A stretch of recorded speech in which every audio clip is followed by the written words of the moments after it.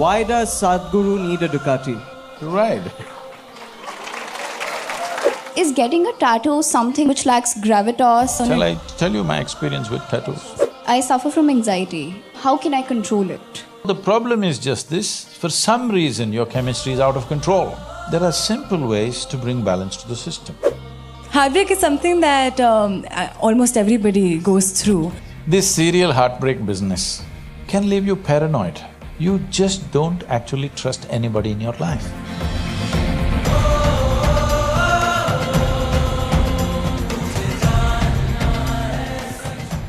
Kalo na janati tava jananam Kalo na janati tava samapanam Drushto maya tava mahakaraha yogeshvara Kala Kala Yogeshwara Kala Kala. Namaskaram. Good afternoon to everyone. Good afternoon, ladies and gentlemen. I said good afternoon, but nobody is responding. Come on, guys! Show him what Bennett is. Good afternoon! This is a pertaining question. This is a little personal as well. You're a known petrol head. And What is that? a petrol head. You like cars and bikes? So am I. I'm not a known petrol. I'm not known, but I am a petrol head. And speed is expensive. I like anything that works. And we both know, everyone knows speed is expensive. But spirituality... No, speed saves time.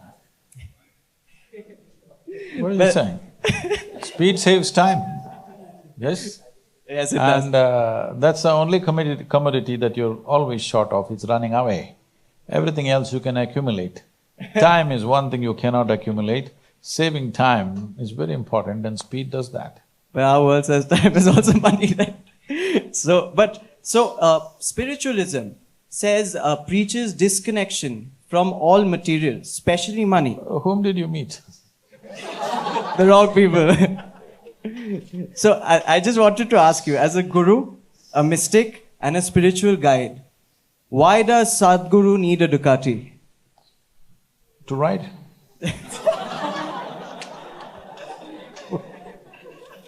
What do you think I have it for?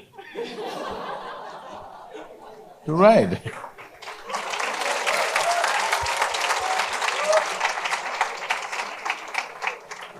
Anyway, so because this question is coming because a whole lot of people think spirituality is some kind of a disability.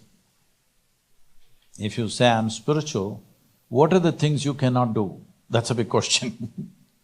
So one thing, that's the reason why spiritual process has become the entertainment for a fringe group of people. So my work is to make sure, because spiritual process is a tremendous empowerment, I want to see it happens to the entire population, not to some fringe group which sits in the jungle or in the cave. There are not enough caves or jungles for all the population. So, if we have to use this empowerment for everybody, it is very important, it's as normal can be. Yes? So, just to give you, because you're asking this question, some time ago I'm in Chennai and there's some conference that I need to go to, it's in a hotel. And some driver is driving who always drives behind another car. And I have a reputation in this 37 years, I have not been late to a single event. Those many times I have 4 or 5 events in a day, I have not been late to a single event in these 37 years. So this guy is driving behind some car. So I told him to get out and I got into the driver's seat and he did some little forced driving, In India, you need to do little forced driving, otherwise you're not going anywhere. So I go to the hotel and now in all these hotels there is this problem, they stop with a barrier gate and the guy just opens your bonnet and boot, he doesn't even know what he's looking for. If you ask him how many cylinders in the car, he doesn't know because he just opens and closes. So the previous car, the car ahead of me went and the gate was still up, I just went through. So they were all blowing whistles and this and that. I just went and stopped in the portico, got out of the car, ran into the hotel on time. So I saw there were a few journalists standing.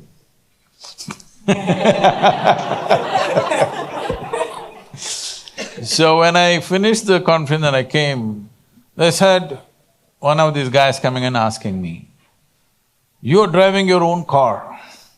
In ancient times, all the yogis used to walk." I said, "You fool, in ancient times everybody was walking." Not just the yogi, everybody was walking, right? Maybe the yogi walked a little faster than… better than others. Now the yogi rides better than a lot of people.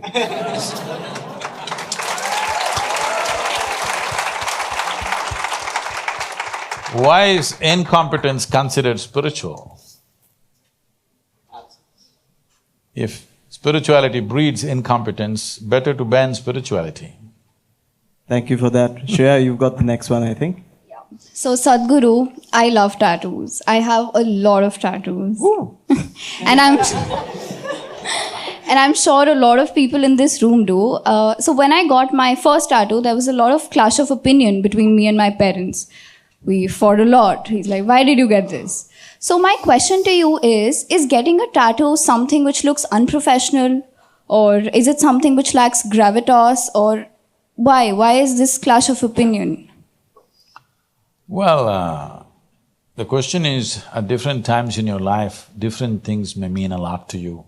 At that moment, if you have yourself marked permanently, and today in United States, tattoo removal is a huge business, it's a bigger business than tattoo.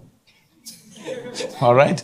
Because, when they were in college, they fell in love, they wrote your name all over the arm, and then it's over, then rubbing it off, you have to peel your skin. So, maybe it's better you wait before you tattoo yourself all over the place to something that matters to you. If you want to write it on your forehead, it better be something that matters to you for the rest of your life. Because after 1 or 2 years, if it falls off, then you'll have to peel your skin. Plus, also, see, everything that you are need not be written on your face. When you want to do work in the world, when you want to do things in the world, it's not necessary everything that you are is all up front. You must have what to expose to whom, isn't it? So if your tattoo is already saying what you are, your philosophy and everything is written, somebody has got Om here, somebody has got Jesus here, somebody has got Shiva here, so we know who you are the moment you enter. If you're wanting to live a very simplistic life, it's okay. If you're looking for a more complex involvement in life, it's better people are not able to mark you in any particular way. So, since we're talking about tattoos, Sadhguru, my question is that most of us get compliments on Shall I tell you my experience with tattoos? No, I don't have any. I'm too dark for the tattoos, what to do? Is there a white color tattoo? There is a white color. Okay. I was… we've been working in the prisons, both in India and United States. This movement is called Inner Freedom for the Imprisoned. It's a very touching movement. So when I was in Kentucky Correction Center, it's a high-security prison. There was one guy who's a tattoo maker. He makes tattoos. So I was doing a 10-day program there for these prisoners, so they got really pally with me. Then they revealed, I said, "Where do you get these tattoos?" Within the prison. Everything is searched, okay? Even from your body orifices, everything is searched so that nothing goes in. But somehow this guy tattoos everybody at a tremendous price, okay? And he showed me all his tricks, how he tattoos. He breaks off one little thing off the fork and sharpens it and sharpens it, makes it into a needle. Anything little plastic he gets, bits and pieces of plastic he gathers, melts it out, and different colors. You should see the prisoners, they're tattooed from head to toe. This decides which gang they belong to. It's like a particular type of tattoo means you belong to this group. Wherever they go in this thing, they have a lingo that this is where you belong. And it also tells them what grade of criminal are you. Whether you're really high grade or low grade criminal. Literally entire torso is always tattooed for most of them, and this is the guy who does it. And all these people, they have made this thing that they owe him. When they leave the prison, if they ever go back, they owe him how much it is, thousands of dollars they owe this guy. He's keeping accounts of all that, writing it on his arm. Accounts. So, it was an incredible thing to see. I told him, you show it how you do. Well, the guards were there, he said, I cannot show it, but he explained to me how he does it. It's just ingenious. Within the prison, what he is doing with these tattoos. If you really want to get a good tattoo, Kentucky.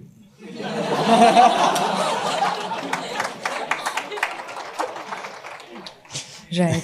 So, sir, since we're talking about tattoos, my question is that most of us get compliments on our outer, how we show ourselves to the people. We get them on a daily basis, especially since we're now living in an age where Instagram and Tinder force us to spend some really quality time and money on ourselves from the outside. But when you ask somebody what is beauty, their answer is always, it comes from within. It is what you are internally. But why? Then their first judgment is always on how they look from outside. My question is, why is external beauty not counted in the definition of ideal beauty? Well, who said it's not counted? It is counted. Isn't it so? Is it not counted? Is it not accounted for? Ask the boys.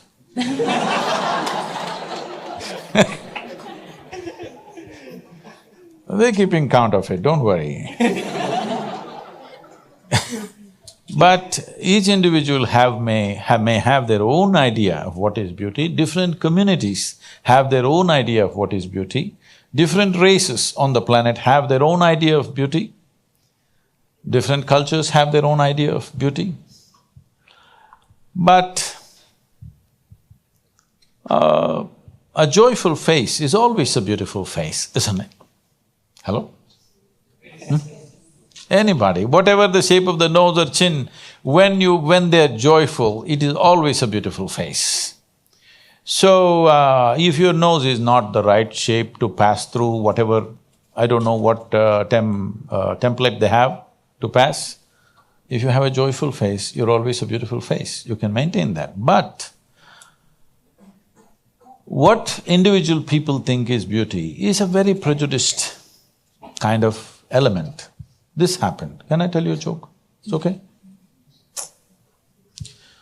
Madame Massoud thought that she's a connoisseur of art. One day she went to a modern art museum, and from artwork to artwork she went, passing really nasty comments about everything. Then she came to a particular piece and said, "This is horrible. Who is the artist? There is no name either." So the museum curator, he came and said, "Ma'am, that's not an artwork, it's a mirror."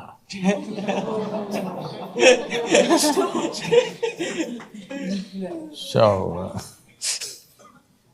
I'm sure she was appreciating herself when she was conscious, it's her. But when you don't know it's you, suddenly it's ugly. So, what is beautiful, what is ugly, is just the way we look at it. At the same time, there is a geometry to everything. What is geometrically congruent always looks more pleasing to us. Whatever is geometrically congruent, not only human bodies and faces, I'm saying anything that is geometrically in a certain way, which is congruent, and there is certain cohesiveness about it, it will create a certain beauty about it. It may be just two lines, but it looks nice. So that is one thing you can fix by doing a little bit of yoga, you can become geometrically congruent. Even if my nose is not okay, but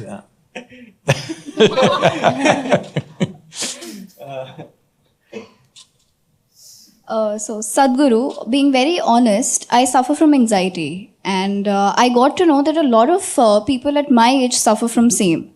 And when I tried to communicate about what I was suffering from, nobody could understand. It was very difficult for me to communicate. So my question is, first of all, why does it happen? And if it does, How do I communicate it in a right way, and how can I control it?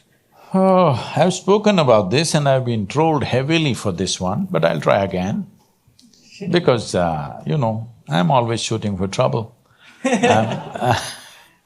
See, we need to understand this. Physical health. Mental health is a sensitive thing. Physical health. Unless you have some infection of some kind which comes from outside, which needs to be treated with medicine or treatment, whatever. Rest of the ailments are all coming from within us, isn't it so? Physical health. Yes or no?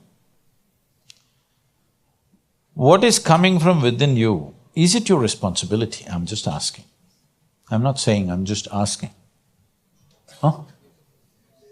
If your body is creating an ailment from within, is it your responsibility? Is it your business to fix it? Is it not true, any number of people who lie down in the bed till noontime like a potato are suffering from many things, and they thought others are idiots who get up 5 o'clock in the morning and running or swimming or playing or doing something. They thought they're really enjoying their life, they ate and they slept. That after some time it tells on the system, and then they think it is somebody's fortune that they have good health and we have ill health. No, it is created from within. If it happens to us, an invasion happens from outside in the form of an infection, that's a different matter. When it comes to mental health, it's far more sensitive to say this, but still, what happens to your body if it's your responsibility? What happens to your mind? Is it not your responsibility? I'm asking you. There may be many factors doing this. Even physical health may be caused due to many factors, ill health may be caused due to many factors. Same may be true with mental health too. But anxiety, misery, variety of things, we want to separate sadness and psychological illnesses because you cannot go to your doctor and fix your sadness because he may also be sad. But if you're medically ill, then we can fix you somewhat with some medication. We know it's a continuous manipulation of chemistry. Yes, that's what medicine means. But is it also true, the greatest chemical factory, the most sophisticated chemical factory is right here? Huh? The question is only, are you a great manager of this factory or a lousy manager, isn't it? If you know how to manage this well, suppose your chemistry was in your hands, would you cause anxiety or ecstasy? What's your choice? Ecstasy, of course, highest level of pleasantness for myself, isn't it? Definitely. So the problem is just this, for some reason your chemistry is out of control. For whatever reason, there may be genetic patterns, there may be pathological reasons, there may be just outside stimulus, many things, but still, is it not your fundamental responsibility to take charge of your physical and mental health, please? Hello? The moment you think it is not yours, tell me it is completely out of your hands. If you see that it is your responsibility, everything may not be fixed, but we can move towards well-being. Tomorrow morning everything may not be fixed, but we can start moving towards well-being. But the moment you think this is happening either because of your genetic factor totally or because of God's will, then no way to fix you. This is very important. Responsibility of who you are, what you are not, must move into you. This is the fundamental mission for me. Religion to responsibility. Religion means responsibility is there. Everything that goes wrong in my life. But the problem is you're on a round planet and the damn thing is spinning, you don't even know what is up. You don't know which is up, isn't it? Hello? Is the planet round? No, because you're a journalist, I'm asking. It is round and it's spinning. So, if you look up, inevitably you're looking up in the wrong direction. Nowhere in the cosmos is it marked this side up. You don't even know which is up. How come something up is responsible for what you are? It's time we take this into ourselves. Then we can do the best we can do. Will everybody be of the same level of physical and mental health on the planet? No, it'll never happen. But the important thing is, are we doing the best we can about ourselves? That's most important. What we can do must happen. What we cannot do will not happen. What to do? If we do not do what we cannot do, there's no problem. But if we do not do what we can do, we are a disaster. That's what a disaster means, that we are not doing what we can do. This is disastrous. What we cannot do, we are not doing. This is not a problem. I think you're going to be a little less anxious after that. Anyway, now she's asking this personal question. See, there are simple ways. There are simple ways to bring balance to the system. There is chemistry, there is, various glandular functions happening in the body. Simplest thing, you just learn to sit properly. When I say sit properly, you sit in such a way that the body doesn't need your muscular support, it is so well balanced, if it sits, it simply sits. Just do this for a few hours a day, you will see you will feel much better. There are other more complex processes that you can do and definitely come out of this problem. But just at least try this much, geometrically you keep yourself in such a way, there is no stress in the system, just keep it in a certain way. Now you sit like this, just see how much stress is there in this body all the time. Just initially it looks like there's an effort, but once you sit like this, you see that without effort, body stays there. Without stressing any particular part of the body, it just stays there. Geometry is most important in the sense, with anything physical in the universe, how efficiently something functions. Whether it is what is that word? You're a petrol head, huh? Well, I'm driving a diesel car, don't… So, anything that… let's say engine, if you take it. When we say this is a really good engine, what do we mean? It is geometrically well aligned, there's no friction. If you say this building is well designed, what do you mean? It means geometrically it's well structured, isn't it? Similarly with this body and with the entire cosmos, right now the planets are going around the sun, is it handled with a steel cable or something? It's just the geometry. If it goes off its geometrical alliance, it's finished, isn't it? The solar system? It's only because of perfection of geometry it's working. Similarly with this, getting this body to the right level of geometry, the whole system of yoga on one level is about getting your physical geometry aligned with the cosmic geometry so that being here becomes absolutely effortless. Where there is geometrical perfection, there is no effort, there is no friction in the system. You have to bring this, you must understand whether you can name it by any number of names, stress, anxiety, this, that. Essentially there's friction. Yes? Essentially there's friction in the system. So it's important that its first thing is geometrically well aligned, next thing is it must be properly lubricated. There are ways to do this. Don't allow these small things to take over your life because they can limit and destroy the process of your life simply because one little anxiety all the time bothering you. This must be fixed at the earliest possible time. All right, Sadhguru. An epidemic in today's world is PUBG. Do you play PUBG? Oh, I never heard this till the Prime Minister mentioned it 3 days ago, So my friends… I heard that it's some kind of a war game, is it? Yes, it is. Okay. So a lot of my friends would rather play PUBG than have a conversation with me. That speaks a little about myself maybe, but they do. They want to play PUBG more. And with violence being its main premise and the amount of screen time on PUBG, what do you think the impact of PUBG is on today's youth psyche and all its users? Well, how do you think? Where is it leading us? Say if somebody played some game just for fun a little while, that's not an issue for me, any kind of game. But I hear, I don't know what's the statistics in India, In United States, they're saying between 18 to 26 years of age, on an average, most people are spending 4.5 to 6 hours on these games. I think we are out to produce a dumb generation. Yes, if you feel heroic by shooting down some animated pictures, at least if you go and fight with somebody, something will improve. But just shooting down animated pictures on a phone screen, is it? Yes. Huh? On the phone or the bigger screen? Phone screen. Phone screen. I don't think that's heroic. It's just stupid.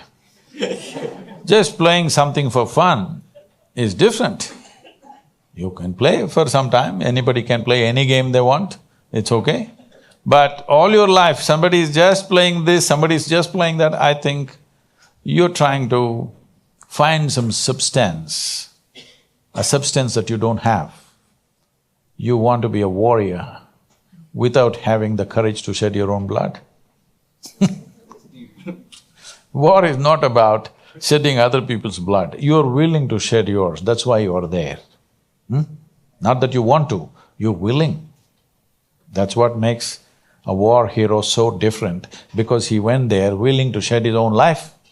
Maybe he came back, but he's willing to shed, not on a phone.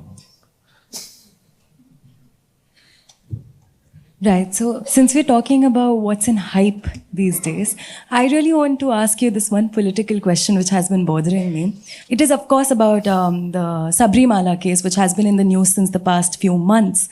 My question is that, do you think we have gone too ahead with the concept of gender equality, that we are stepping over a lot of our own cultural norms and values and mythological beliefs to just prove ourselves? See, there is no such thing as going too far with gender equality. Gender equality means equality. How can you go far? I don't think you can go far with it. Gender equality must be there's no question. But in the name of gender equality, what's your name? Akhil, he wants to enter the ladies' toilet. Gender equality. This is not equality, this is a civilizational issue or an evolutionary issue, if you ask me. No, not him, I'm just…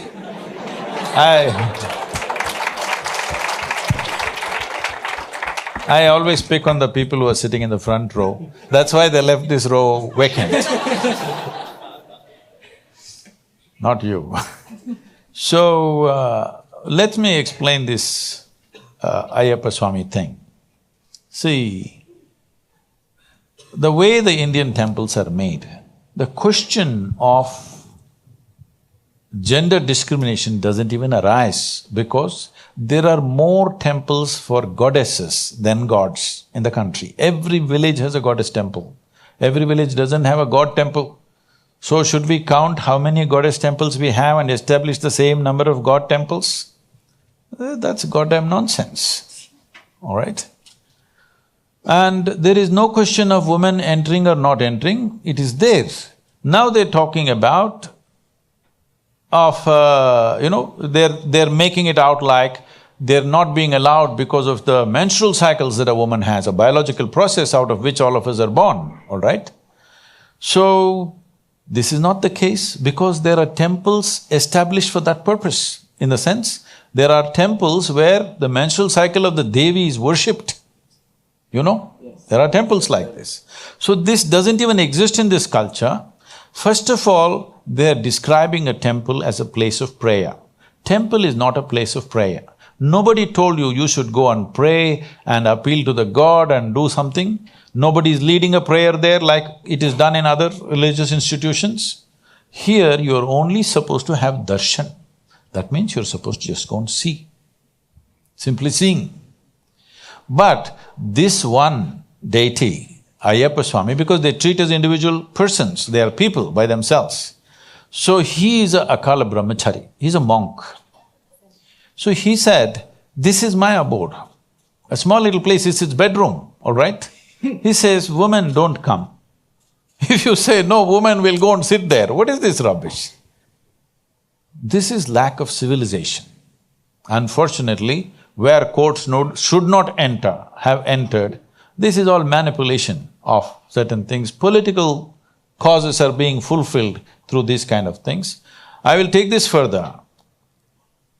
Right now, if you do not know this, most young people do not know this probably, you cannot keep a Hindu temple in this country. If it is large enough, the government will take over. Over 125,000 temples in Tamil Nadu are under government control. If you want, I can send you a list, how much land they had 40 years ago, how much they have today. Almost zero. Okay, they had thousands and thousands of acres of land. This was the main sustenance for the temple. That's all gone. How much jewelry was there? Enormous. It could easily go into a couple of tons of gold jewelry.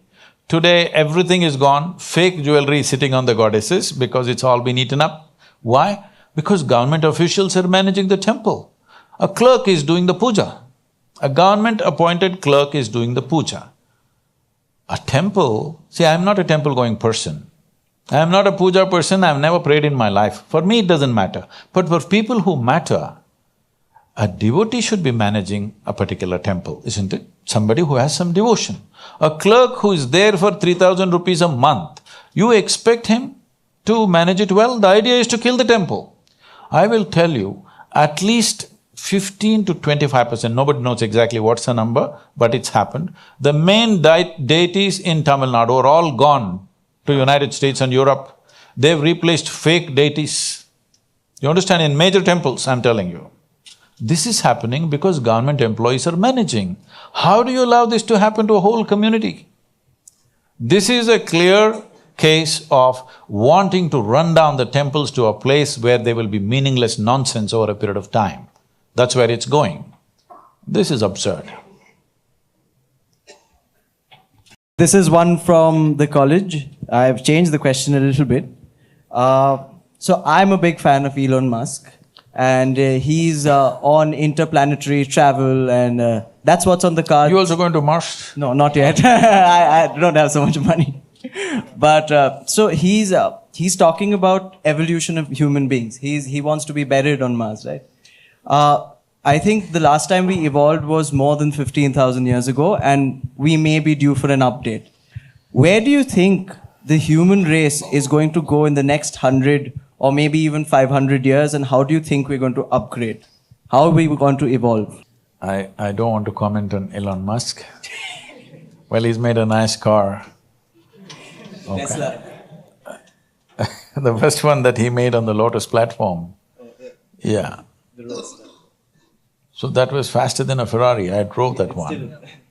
So I have no complaints about him. But he must restrict himself to cars, maybe airplanes, maybe even a rocket. But he shouldn't talk about human mechanism, it's a different matter. See, there's substantial evidence, neurological evidence. This question has been on for a long time.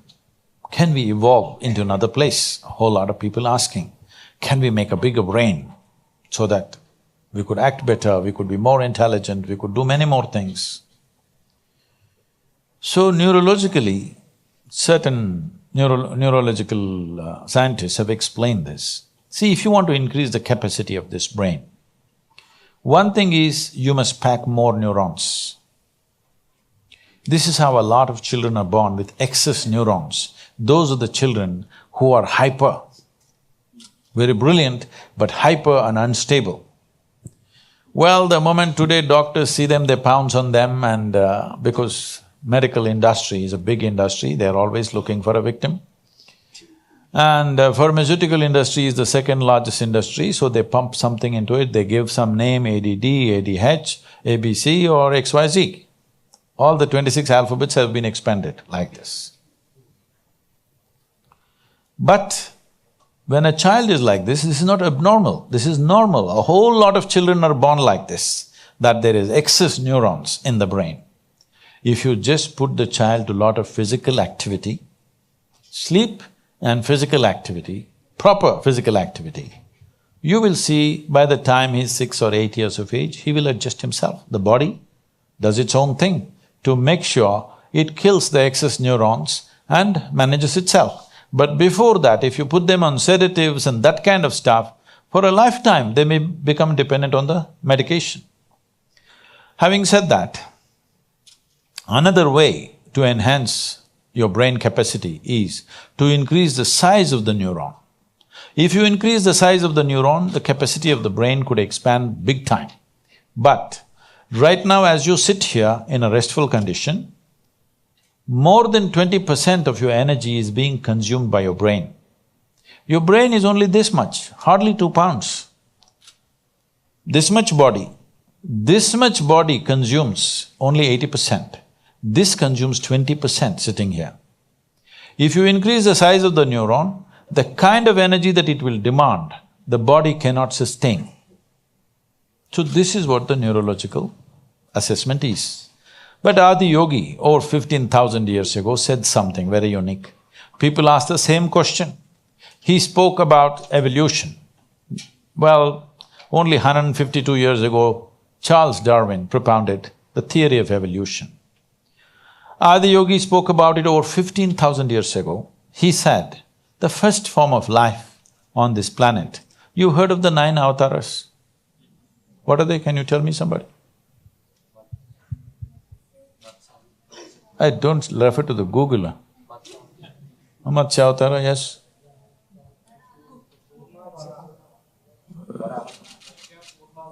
Matsya, Kurma, Varaha, Narasimha, Vamana, Parashurama, Rama, Krishna, Buddha, and the next one is about to come. That's what they say. See, don't look at it like individual people as it is being simplistically explained. What they're saying is, first thing was waterborne life, fish or waterborne life. Next thing is amphibious. Then they're skipping all the small creatures and coming to mammals. When they come to the mammals, they're saying the first animal is a wild boar. If you know something about these animals, you will see, in our neighborhood there are tribal villages. These boys go to school, when they're coming back, if they see a deer, a spotted deer, these 3, 4 little boys with one stick, they will go here, there, they'll corner the deer, one shot, they'll kill the deer, take it home to eat. It's all right for the tribal boys to do that. But a pig is not like that, a wild boar is not like that. If you shoot a bullet into it, it will just keep going. Normally, those who kill the pigs in the pig farm, they take a iron rod and put it in the ears and hammer it. Otherwise it won't die, because it's a very hardy life. It's so rooted in the body. Even now, if somebody is too physical, grossly physical, you say he's like a pig. Hello? MCP, Now you're not using those words anymore, the girls. Don't know what's MCP? See, the older ladies know. I'm sorry. The older generation knows. You don't know what's MCP? Oh, it's called male chauvinist pig. So if somebody is eating in a greedy way, something very physical, you say he's like a pig, because grossly physical means pig. It represents that. So it's Varaha. Next thing is Narasimha, which is half man, half animal. Next thing is a dwarf man. Next thing is a full-fledged man but emotionally volatile, Parashurama. Next is a peaceful man. Next is a loving man. Next is a meditative man. The next one is supposed to be a mystical man, okay? This is not about those individual people. This is the evolution of life on this planet. So what Adiyogi said 15,000 years ago, in many ways, is it running parallel to Darwin's theory of evolution? Yes. It is running parallel to that. So when he expounded this, he had 7 disciples. Today they are celebrated in this country as Sapta Rishis. These 7 disciples asked the same question: can we evolve into something better than who we are? So Adiyogi said, see, you can learn to use your existing capacities in a much higher way than the way you're using it right now. If you become more and more conscious, Your body and brain, you can use it in many, many more ways than they're using right now. But if you have to physically or physiologically evolve, then the way the planetary systems are, some change needs to happen in the solar system, because solar system is like a potter's wheel. It has spun this and it has reached its peak. How we know it's reached its peak is, if you know something about the geometry of the solar system, you know the the diameter of the moon and the distance between the earth and the moon is 108 times the diameter of the sun, you know those things. So, if you look at the human system, there are 114 junction points or chakras as they're called. The first two are outside the physical body, so we usually don't talk about it unless it's for some mystical purposes. So 112, out of that 112, 4 of them, you cannot do anything about them. If you take care of the 108, the remaining 4 operate by themselves, they have an intelligence of their own. We cannot do anything about it. So 108 is what is available to you. Seeing this, he says, see, 108 is already available to you. So the geometry of the solar system is like this. Unless some structural change happens in the solar system, you cannot evolve physiologically any further. But your ability to use the same thing in better and better ways is always available to you. So if you're planning to grow this along with Elon Musk, no, but can you learn to use this better? Are we not always learning to use this better, both body and mind? Aren't we? Some people, of course, downgrade themselves as time goes by. Some people are upgrading themselves, isn't it? It's possible if you're willing. Willingness means, if you have to be truly willing, you have to be conscious. If you're unconscious, you have become unwilling unknowingly. So, moving on. My question is very relatable to the audience as well. Heartbreak is something that I think everybody… Who broke your heart? So, heartbreak is something that almost everybody goes through, and especially… Really? at some point of their time. Oh, okay. And I remember, in fact, my teacher once telling me that it is at your time you love, you break, and you learn to love again and again and again. But Who is the this beauty… teacher, huh? Sorry? Who is this teacher? That's a top secret. And she told me that the beauty of it is that… Oh, it's a she. Okay. It's a she. And the beauty of it is that you fall in love again and you break, but then it always ends up healing you again. I wonder, Sadhguru, everybody teaches us how to love. Movies, poems, Really? Bollywood. If you do the things that you're doing in the movie, nobody will love you. Literature. Almost many things teach us how to love, but nobody has ever taught us how to undo the love.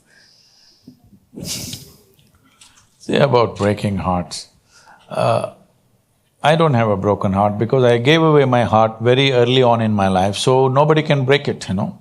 I gave it away. You should do that, then nobody can break it. See, we must understand this. What is a love affair? Is it okay? Mechanics of love affair, we can look at it. I'm not trying to de-romanticize everything. It's just this. Let's say you were 10 years of age. You looked around, the world was quite normal. Hello? Was it normal when you were 10, 12? It was normal. I'm not picking on you because you're in the first row, okay? So it was looking quite normal. Suddenly, after some time, you got little poisoned, chemically poisoned. Then you looked, every little bump on somebody's body looks like a world by itself. Hello? Till then everything was okay, isn't it? You're 10, 12, it's okay. You became 13 and you look like this. Suddenly this is a world by itself. The neighborhood squawny girl who didn't mean a damn thing to you, suddenly She's the focus, she's the apple of your eye. Yes? Yes. So this is because your intelligence has been hijacked by your hormones. So it is making funny things happen. It is making you believe all kinds of things. When you look back and say you'll feel stupid, but it's okay. There's nothing wrong about it.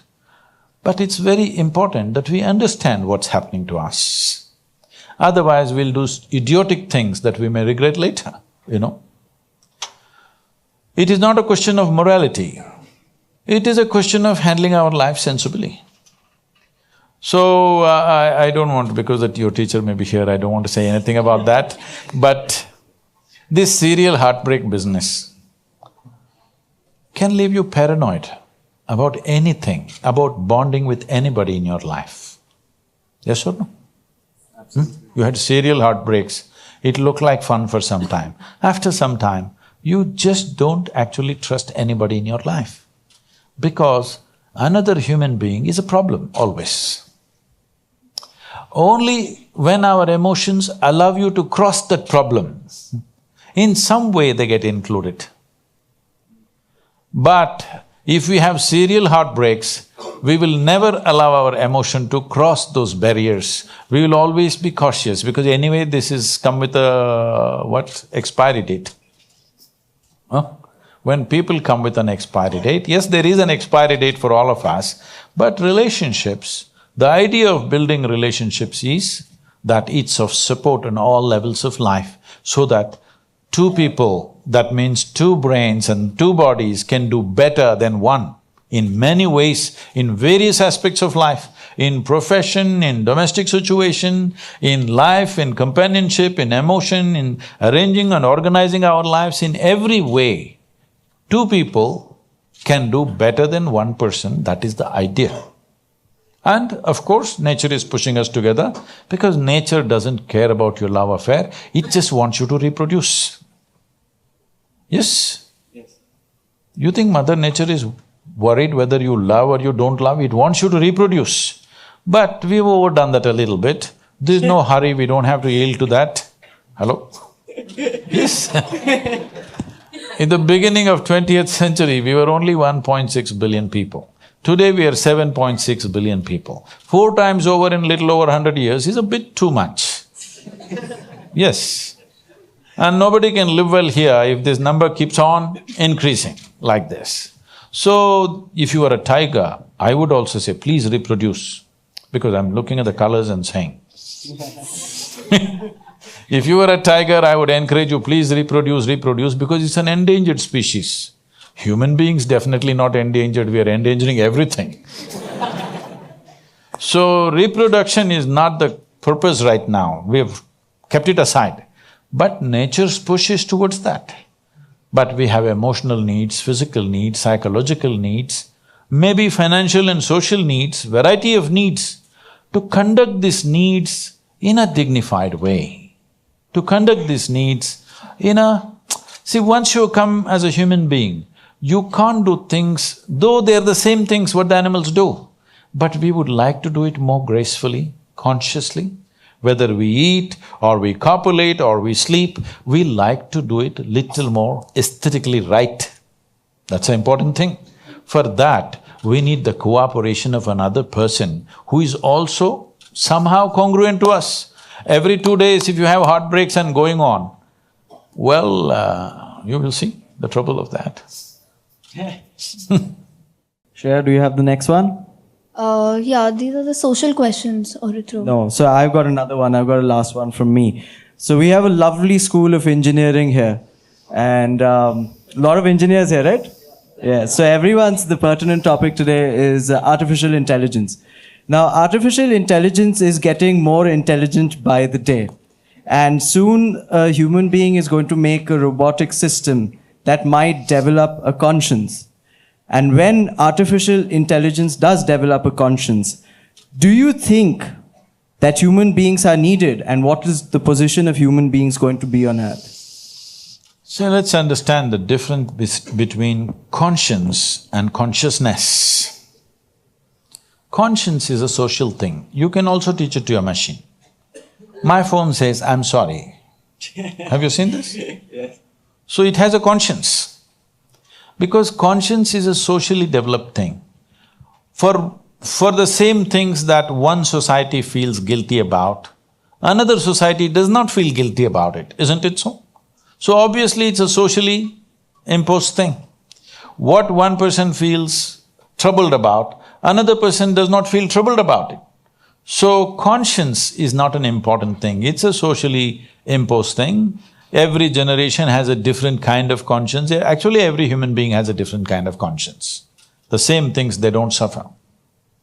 Maybe generally everybody suffers a certain kind of thing in a given society. In another society, they don't. Consciousness is a different matter. If you're thinking that machines will become conscious, that is because most human beings are yet to be conscious, they are thinking. Machines also can become conscious.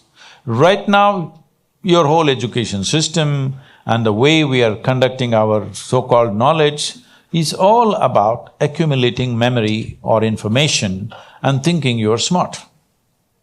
We are constantly duping ourselves and everybody around us that memory is intelligence.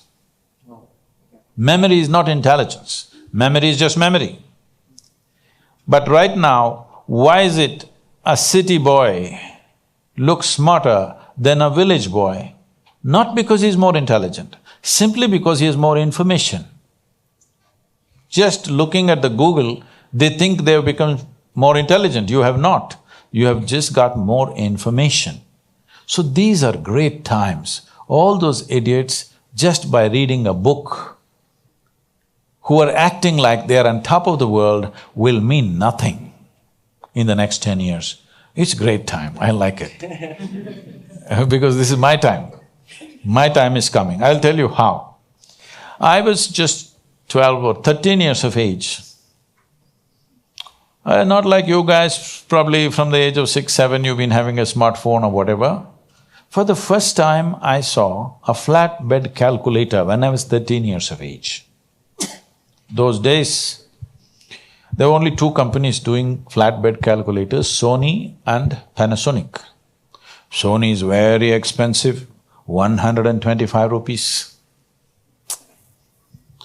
Panasonic, if you go to that Burma Bazaar or that… what is that, Hong Kong, whatever, those things are not there anymore. When in India, all electronics was smuggled from outside. You had to go into a cellar somewhere and do some deal quickly because before the police come, you must buy your denims and your calculator and whatever you want and run from there. Yes, we had to buy our… if you want your Levi's, because that's all I lived in those days, I couldn't live in any other pants.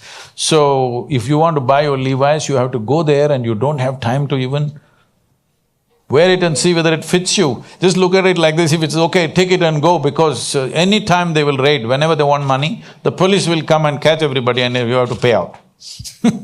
Because it's all smuggled. Nothing was available in this country.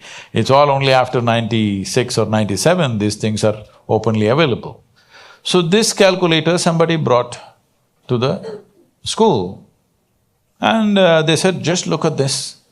Tuk, tuk, tuk, tuk, tuk, tuk, into tuk, tuk, tuk, tuk, tuk, tuk. I said, what?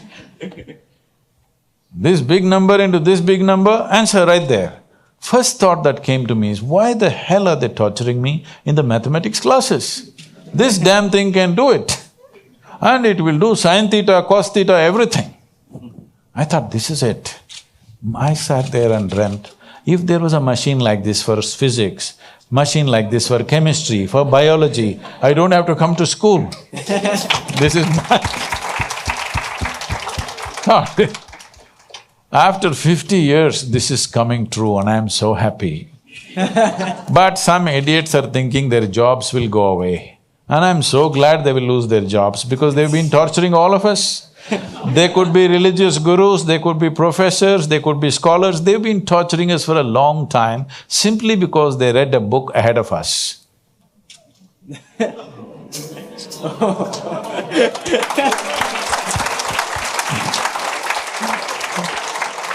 Well, You must look back and see the kind of power this one man in the village can read. I have seen this. In the village where I had a farm where I was living, and there is one retired postman, like a postmaster kind of guy, who can read. Nobody else can read in the village. You should see all these ladies and all, their children have written letter, their husband has written a letter, they'll come and give it to this guy. This guy will read it loudly. A crowd is sitting and listening to their personal letter. All right? Because only this guy can read. And they're all looking at a paper, he's saying all this, it's such a wonder. This is the power of religion. They just read one book and made you believe they know the whole universe. Just reading one book. As if the whole goddamn cosmos is contained in one book. Even in 1,000,000 books, it is not possible, isn't it? Hello?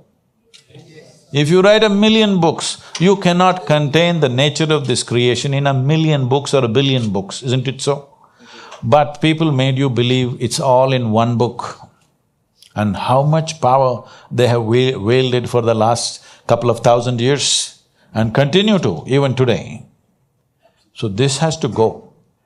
People who have read a book, accumulated some memory and think they're on top of the world are going to fall. This is just a repeat of what happened in 60s and 70s. At that time, whoever had the biggest muscle was the leader of the place because everything was done with a muscle. I remember in Mazagon docks in Mumbai, these coolies were like that. The way they dominated the whole place. If like 100 and… at that time the vessels were smaller, 125,000 ton vessel comes, they will unload it sometimes up to 45 days to 90 days. Yes. Sack by sack, they will bring it out and sit there and… There are a lot of movies like this, Hindi movies have been made about that. Aye, and sit there. You want your goods out, sit down. When the cranes and gantries were brought, they were the first people who said, no way, we don't want cranes, we don't want gantries, all the trade unions went against it. But today, just now I was at a major port in Mundra, a 250,000 ton vessel is emptied within 24 hours. Okay, fantastic or no? So all the muscular men, where are they? We give them… if they are, we give them a security job at the most. You don't make him the boss of this place because once technology came, the muscle is useless. You need some muscle to manage your life, but this big muscle like this is no more valued. Similarly, this big memory is no more valued in the next 10 years. I'm so glad because the good times are coming. You are not valued for some rubbish you're carrying in your head. You're valued for what kind of a human being you are. This is the best time for humanity. So now we've been running a social media campaign with a hashtag unplug with Sadhguru because we can't accommodate 2,000 people in this hall. Yeah, the first question is from Ritika. She asks about a recent issue where cricketers made a statement about women on a popular TV show. Who made? Two cricketers. Oh, okay. What do you see as a source of the problem? Is it success or the parenting or just Josh? And what is the solution to it?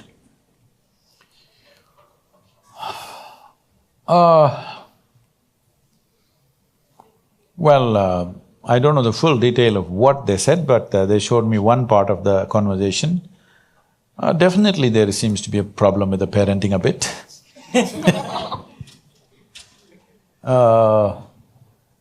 Apart from that, I think it's also a certain type of… a certain segment of society. I don't have a proper vocabulary, probably we can say that page 3 or what page, I don't know, they've moved to some other page now. That kind of society is in this kind of bravado, where on one level they're talking about gender equality, and another level, they constantly denigrating the female form in many ways, in many ways. So probably these young boys are little carried away with that kind of thing and they thought they will look little more, snazzy in front of the society by saying such things. Well, I think they must be penalized to some extent. At the same time, you should not destroy their careers because they still are young men. One of them, I think, came out and said, "I'll never again do this." That's good enough. Some penalty has happened, shaming has happened, I think it's enough. There's no need to hang them for that. It's not necessary to do that. But at the same time, creating a culture around us where we must create a culture where gender matters only in certain places. Rest of the time, what do I care? What is your gender? Huh? No, why do I care whether you're a man or a woman? What is my business with you? Well, if you want to go to the bathroom, you must know which gender you are. If you want to be in the bedroom, you must know which gender you are. Rest of the places, why should you know whose gender is what? You value them for what they can do and cannot do, isn't it? You're a journalist. My trouble with you will be, what kind of journalism will you do? Why do I care whether you're a man or a woman? Should it not be so? Only then gender equality will happen.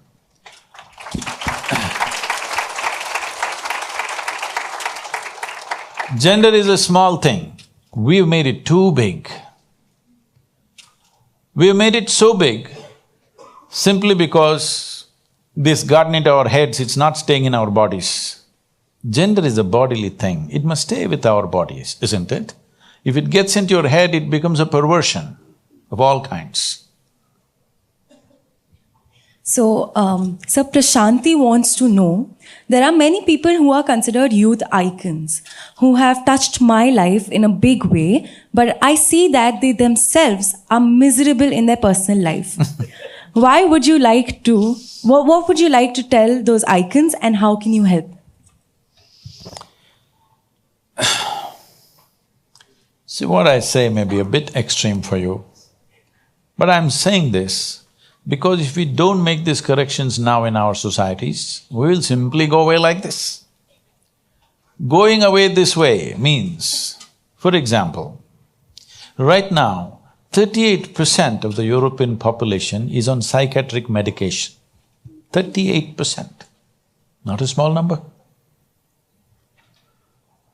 Why I'm taking Europe as an example is, this is a society which has enjoyed a longest period of material well-being.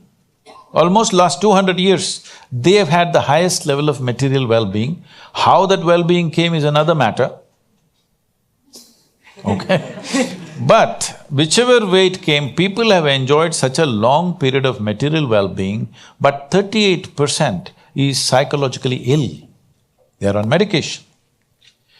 If you want half of Europe to go crazy, you just pull out a few pharmaceutical formulations from the market, 38% will go crazy, totally out of control. 70% of American population is on prescription medication, not just psychological, but all kinds, prescription medication. So to be healthful, you need chemicals. To be peaceful and balanced, you need chemicals. You're going this way simply because you have not handled a few fundamental things right.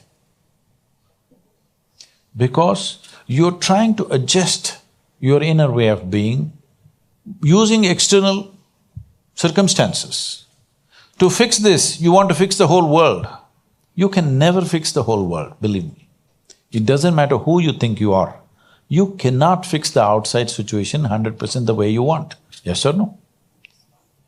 Even if you're just 4 people in the family, still you can't have the outside situation just the way you want, isn't it so? Can you? No one more human being will ever happen 100% the way you want them. Does anybody happen? No. There's only this person. This person must happen 100% your way, this one person. This person, that person didn't happen your way, that's not the problem. This one person must happen your way. If this person doesn't happen your way, you're gone. Now you become an icon or whatever you call them by manipulating the outside situations in so many ways. Fine, they may have some talent in something, they may be sports people, they may be musicians, they may be actors, they may be dancers, whatever. In some way they became that, it's fine. But it's very, very important, we must understand, when your very presence has influence over people, how you keep yourself is very important, isn't it? It's a tremendous privilege that by your very presence, people's lives are being transformed either positively or negatively. When you have such a responsibility and such a privilege that you can touch so many lives, because whatever physical activity we do, we may think on the surface many things, but actually the only thing that matters is whether our activity touches another life or not. Yes or no? Do you want to write something that nobody reads? No. Do you want to build a building that nobody wants to live in? Do you want to sing a song that nobody wants to listen to? Because the need for human being to expand and touch another life means somehow you kindle life in another person. This is important. It is because of that somebody has become an icon. When such a privilege has come to you that you can actually make things happen in another person's life through your very presence or song or dance or talk or whatever, it's extremely important that you keep yourself in such a way that you will lead to a positive result for everybody who's in touch with you. But this responsibility has not been exercised properly. And I've been active in United States for the last almost 20 years now. So people ask me, Sadhguru, why are you coming to United States when in India, there's so much support for you, you had to come here, like almost from ABC, you have to build everything, the foundation there. Now it's become big, of course, but at that time they were asking me this question. See, I said, for some reason, for whatever reason, there are many aspects, United States has acquired a leadership position. It's become iconic in its own way. Whatever they do, everybody else wants to do now. Say today, I'm not somebody who makes comments on your clothing or something because, well, I was like that when you're your age, that's a different matter. But today, if you look at any Indian city or anywhere in the world for that matter, below the knees, what are they wearing? Almost 60% are wearing American workman's clothes. And Americans' workman's clothes, because he wore the same thing, it happened to us also, because we were riding motorcycles all the time, the seat became, torn, we put leather patches there, here it wore out, here we put, because getting a new one was difficult at that time. Even if you have money, you can't get it anywhere. But today everybody is tearing it. Brand new pants, they're tearing it, or they're buying it torn, all right, worse. So that's a different matter. But the thing is, whatever they wear, everybody wants to wear. Whatever they eat or drink, everybody wants to eat and drink. Well, India has phenomenal amount of cuisine, all right? No other culture has the variety of cuisine that India has. If you want to experience this, you must come south. North is become all little, just one kind of masala everywhere But now you want to eat a burger, this was made for a hippopotamus. How do you eat like that? In front of my grandmother or grandfather, you opened your mouth like this to eat, they'll say, shut up! Is that the way to eat for a human being? They'll say you're eating like an animal. But that's become our way. Because why? Because the Americans are doing it. Well, even a kindergarten child knows this body needs oxygen. You also know, right? Even though you're a journalist, you still know.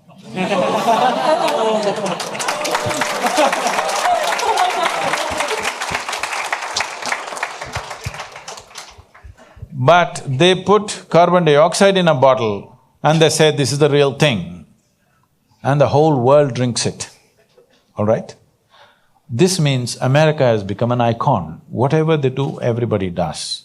So I said, if America meditates, the whole world will meditate. That's why I'm revving it up in America. So let's say, for example, somebody like Michael Jackson, suppose he meditated. Believe me, 20 million people would be meditating tomorrow morning. If I have to get 20 million people to meditate, I have to work for years. So, icon means other people have started investing in your life. Now it's very important you behave responsibly, extremely important. It's a privilege that you should not exploit. So, thank you so much for that. And now we move on to what everyone here has been waiting for. We're going to throw the floor open to the audience. And can I see a show of hands? Anyone has questions for Sadhguru? Anyone does? All right, can we have someone from here, please? Right there, the lady right there. Thank you so much. Namaskaram, Sadhguru. Although you've counseled me millions of times on YouTube videos, it's the first time that I'm talking to you in person. I feel blessed and grateful. My question to you is, what's the best part to spirituality? As students, what can we do to be spiritual? Say, the general understanding is, spiritual means you have to go somewhere, in some other direction than the way you're going right now. No. Spiritual process is not a direction. It is a certain aesthetic, it's a certain quality. You can do the same things in different ways, isn't it so? You want to eat food, you can eat with both your hands, or you sit down and eat properly. There are many ways to eat. The same thing. Same food, same person can do the same thing in different ways, isn't it? If you do it with the highest level of sensitivity and aesthetic, this is spiritual process. So spiritual process does not mean you have to do something different. Because changing the content of your life is very easy and it doesn't make any difference. It is about changing the context of your life that makes a difference. So changing the context needs attention on all levels of life. If you do everything that you're doing with, let us say, 10x level of attention, we can say you're definitely moving towards spiritual process, attention, because it is only with our attention, the keenness and the intensity of our attention, which opens doors for us. Do you understand this much? Whatever you may know right now, there could be something more to this life than what you know. Hello? There could be, maybe not, but there could be. So before you fall dead, I'm just reminding you, I'm not wishing you. All of us will die, right, one day? I'll bless you with a long life, but you will die. Before we fall dead, everything there is to know about this life must be experienced in this life. Yes or no? If you are focused towards this, you are spiritual. That is, you are not sitting on what little things that you have. You are on your toes with your life. You're constantly looking deeper and deeper so that you will not miss any aspect of life. If you are in that condition, you are a spiritual seeker. Spiritual seeker does not mean you went to a temple or church or mosque or chanted this or went up Himalayas, no. You may if you like, not that you should not. You may if you like, if you find those things conducive for you, you can do it. But spiritual process is about changing the context of how I exist, not changing the content of my life. Instead of living in home, you go and live in a cave, you will not become spiritual. Cave is also home. Hello? Yes or no? There was a time when you were called, I'm sorry, I don't know only why men were called cavemen.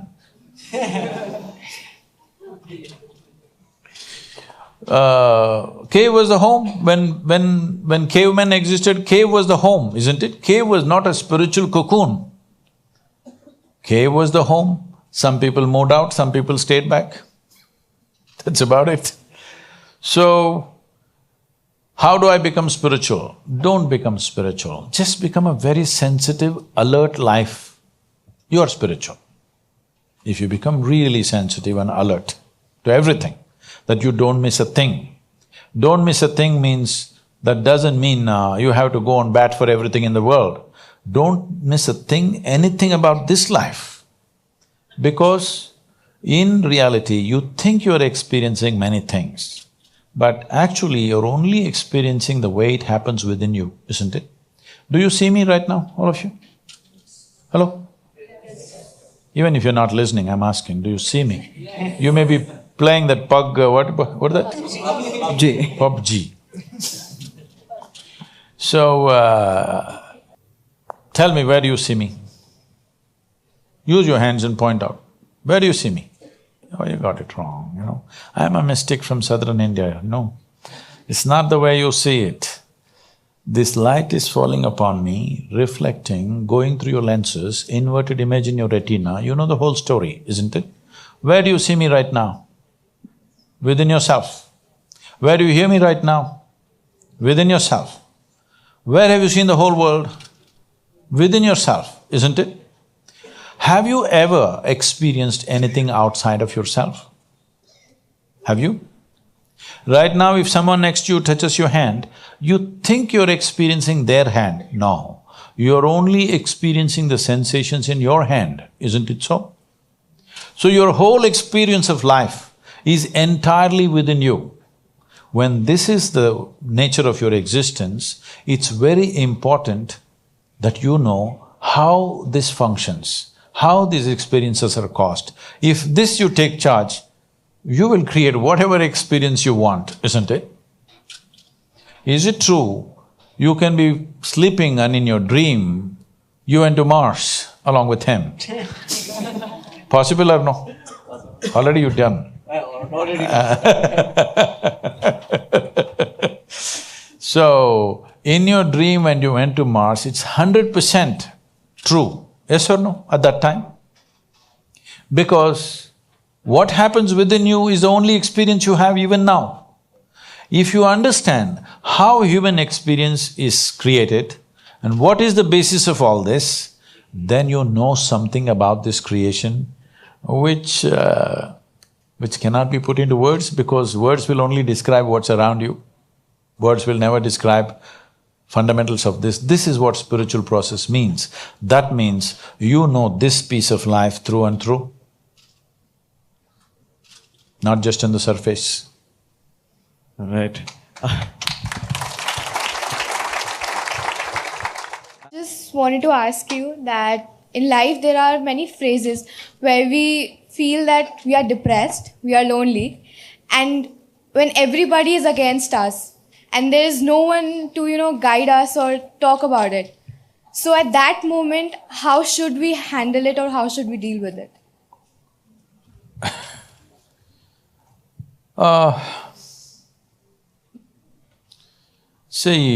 This is an unfortunate condition that a whole lot of human beings are in their experience. In their personal experience, life is like me versus the universe. Being in competition with the universe is a stupid thing to do. That's not a competition you must get into. Hello?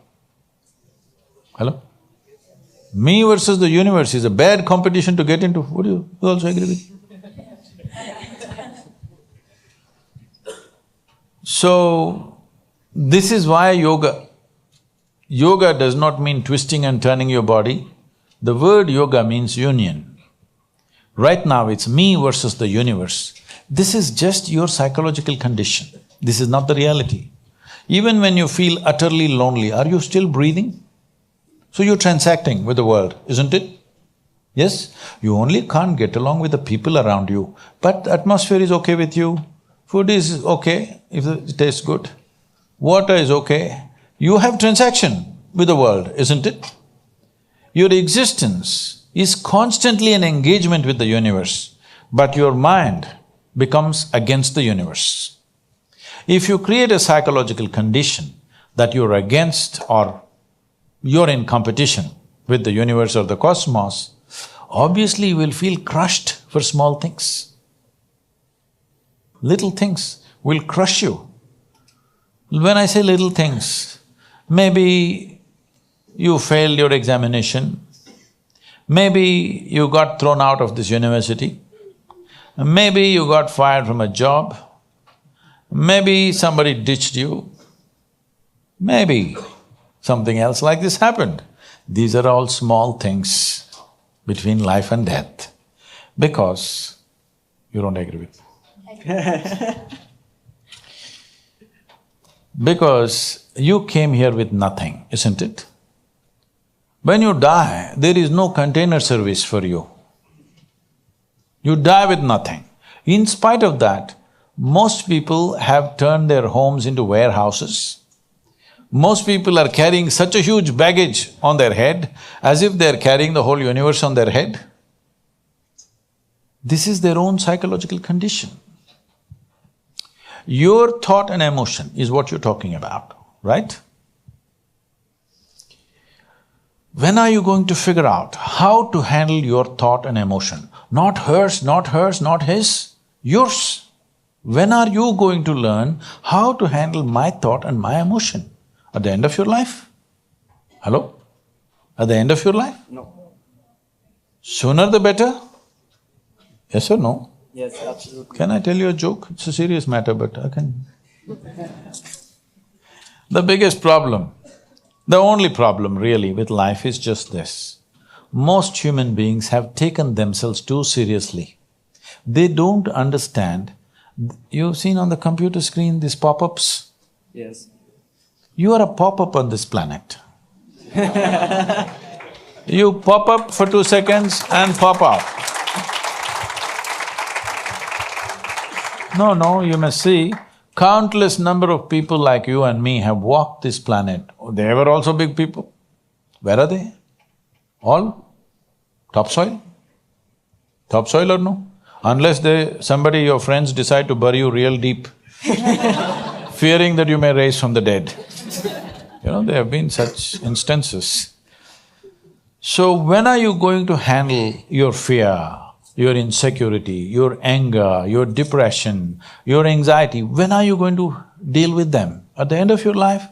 Or maybe you're planning to go to heaven. Hello?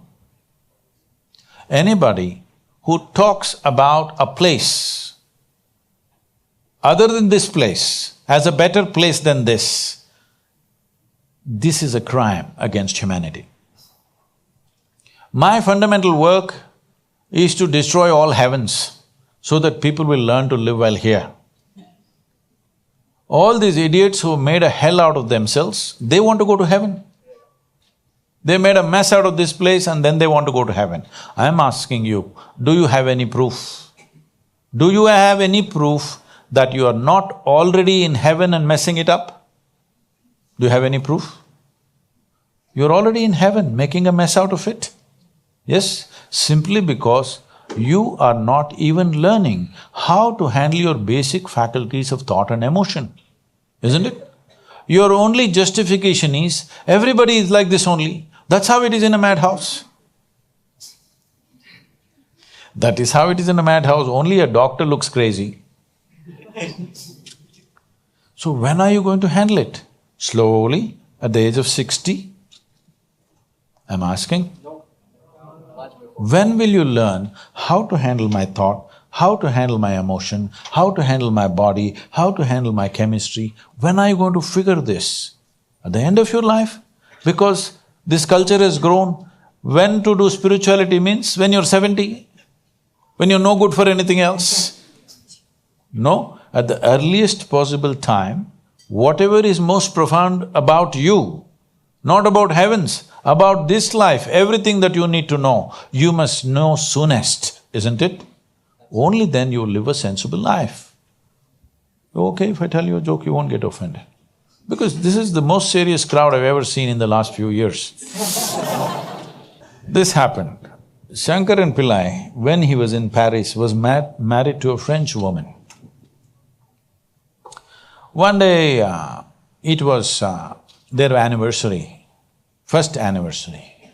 So she invited a bunch of friends and she wanted to cook something really fresh, everything fresh. So from morning she was driving him to this market, that market, he got this fresh vegetables, fresh meat, fresh chicken, this, that, everything. Then in the evening she said, because the French have this, snail appetizer, she said, go to the beach and get some snails, fresh. And I will make some appetizer for all the friends who are coming. So Shankaran Pillai went to the beach and he was picking up all the snails and putting it in a bucket. Then he met an old friend, an Indian guy. They hit it off and they were talking about their old times. He just forgot that he's married. You know, when you meet old friends, it happens. And both of them went to a bar and they had a few drinks and he just forgot. Then he realized, then the snails were just climbing out and one snail fell out of the bucket. He realized, oh my God, I'm supposed to take these snails. My wife, French wife, she's waiting. So he said, I need to go, and he went. By then it was already very late. He went, he knew it's not going to be pleasant. So he came near the house and spilled all the snails on the ground, threw away the bucket and went and knocked on the door. The French fury came. He turned back and said, come on you guys, we're almost there, come on, let's go.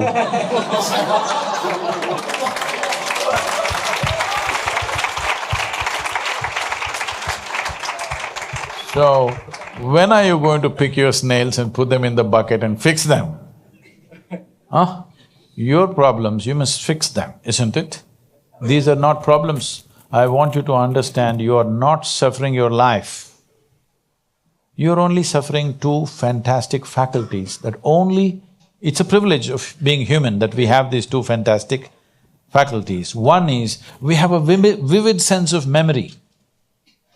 This is because of this memory our life is so rich, unlike any other creature. And we have a fantastic sense of imagination. Now, this is what you're suffering. What happened 10 years ago, you can still suffer. Why? Are you suffering life or memory? Hello? Memory. Memory. What may happen day after tomorrow, you're already suffering? Are you suffering life or imagination? Imagination. Two most fantastic faculties you have, you're suffering. So what are you asking for? You want to become once again an earthworm. An earthworm is a very eco-friendly creature, I have nothing against it. But it took millions of years of evolution to get you this size of brain, and now you're suffering it. If we take away half your brain, of course you will sit there without any anxiety, without any suffering, peacefully. What we need is, we need to remove your brain, because you're suffering your own intelligence. Yes or no? Because we gave you a very complex machine, you have not bothered to read even the user's manual. You want to just blunder around. No, young people, it's time you figure out a few things about you. If you don't know how, we will give you tools how to figure this machine out, because in your life, many issues will come. More issues come up in your life means you're living a more active life. Nothing came up means you're not living. Yes? Lots of issues every day. I have the maximum number of trouble going on in my life on a daily basis, because so much of activity around the world, global level of activity only with volunteers, okay? Volunteers means nobody is qualified for the job and you can't fire them for inefficiency and they love you, what to do?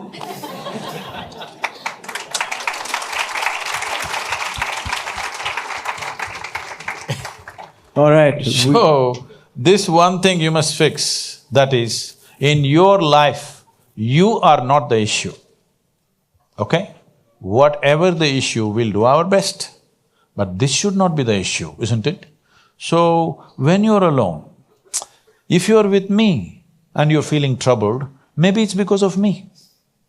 But you're alone and you're feeling miserable, obviously you're in bad company. Hello? Yes? When you're alone, if you feel miserable, you are in bad company, isn't it? Should you not fix it? Because if you feel miserable with me, you can go away. If you feel miserable with yourself, where the hell are you going to go? We know the mind is conditioned, just a recycling of whatever we've gathered from the past. So any movement that comes from this should just be another form of conditioning. So any question that comes out of this is also conditioning. So is any question really worth asking? But why are you asking this question? Oh? That's… Okay. Just like that. So is something worth doing, whether a question or an answer, is it worth doing? Nothing is really worth doing. It's only that if you have become worthy of life, then every small thing is worth doing. If you make yourself worthwhile, you will see every small thing that you do is truly worthwhile. If you don't make yourself worthwhile, really nothing really matters, because anyway one day we're going to die, what's the big deal? Isn't it? So that's all that matters. The issue is just this. If you think what we are doing is important, then actually it's not worthwhile, whether a question or answer. But if we are doing it in a certain way, then even the simplest thing becomes fantastic. If I move my hand like this, is it important? No. The same thing, somebody dances, suddenly the movement of the hand becomes fantastic because of the way it's done, isn't it? Hello? Movement of the hand is meaningless, but when it's done in a certain way, I can shout right now. What does it mean? It doesn't mean anything. Well, he will shout and it's music.